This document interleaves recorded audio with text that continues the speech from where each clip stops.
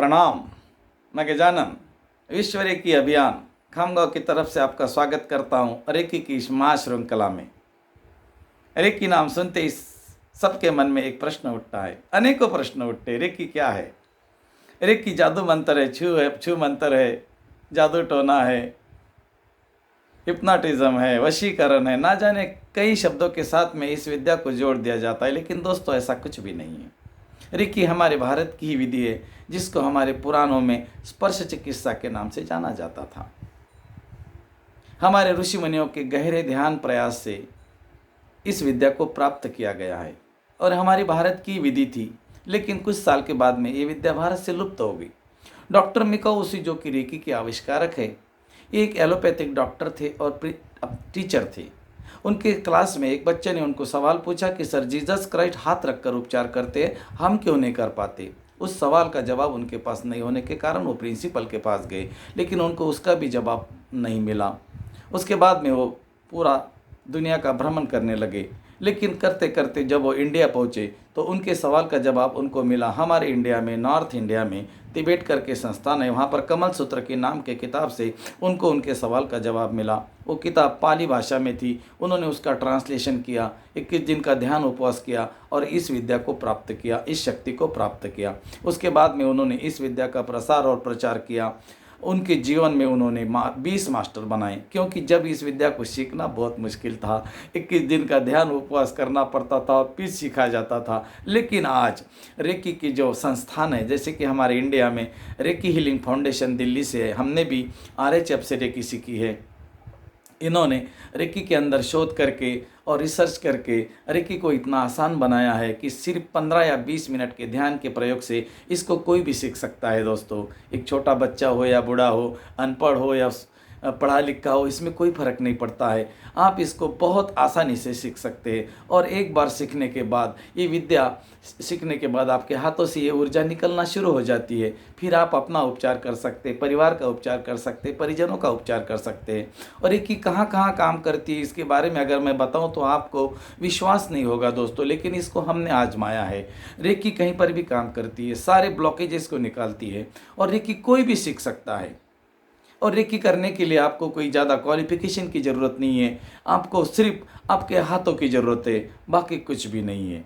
और ये विद्या सीखने के बाद आपके जीवन में संपूर्ण आनंद, संपूर्ण स्वस्थ और संपूर्ण समृद्धि का आना तय है, निश्चित है। बस ज़रूरत है आपकी प्रबल प्यास की। अगर आपके पास में प्रबल प्यास है दोस्तों, तो रेकी आप सीखना शुरू कर दीजिए, क्योंकि ये विद्या आप ही की है, आप ही के अंदर की हिडन पावर है। जिस तरह से हमें हवा नहीं दिखती, मेरे मोबाइल के बीच में और आपके मोबाइल के बीच में क्या है वो आपको दिखता नहीं, ये तरंगे हैं। उसी तरह रेकी भी तरंगों का विज्ञान है।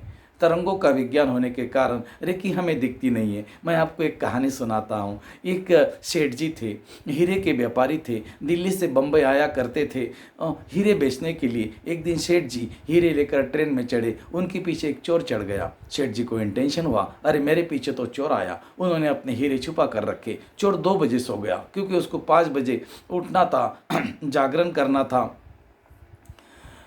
तो चोर सो गया, दोपहर में सो गया।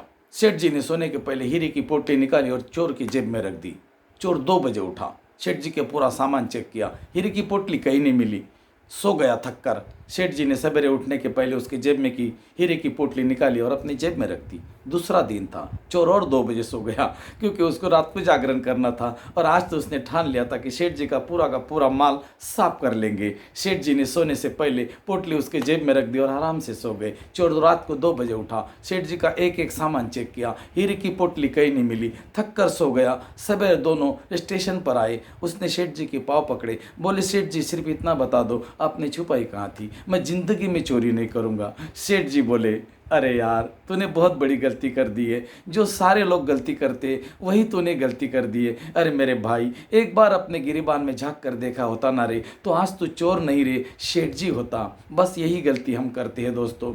दूसरे का सुख तो दूसरे में है, खुद का सुख तो खुद में है। दूसरों व्यर्थ बाह्य वस्तु में व्यर्थ प्रयास, दूसरों का सुख तो क्षणभंगुर है, झूठे हैं उनके पुरुषार्थ। जी हाँ दोस्तों, अगर आपका चेहरा पूरे धरती पे किसी से नहीं मिलता, अगर आपके उंगलियों के निशान पूरे विश्व में किसी इन्फॉर्मेशन नहीं मिलती। तो एक चीज़ आपके पास में है जो यूनिक है, आप डायमंड हो। इसीलिए अपने अंदर की शक्तियों को पहचानो। अपनी शक्तियों को पहचानने के बाद में आप अपने जीवन के बादशाह बनो। किसने रोका है आपको? और इसके बाद मैं और एक सटीक विषय के साथ आपके साथ में लेकर आऊँगा कि रेकी हमें क्यों सीखनी चाहिए, रेकी सीखने के बाद आपको क्या प्राप्त होगा।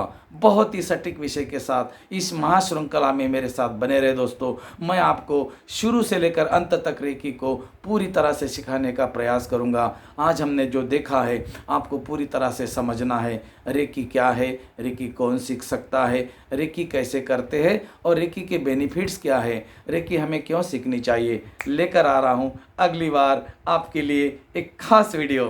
तब तक के लिए धन्यवाद। Thank you. प्रणाम।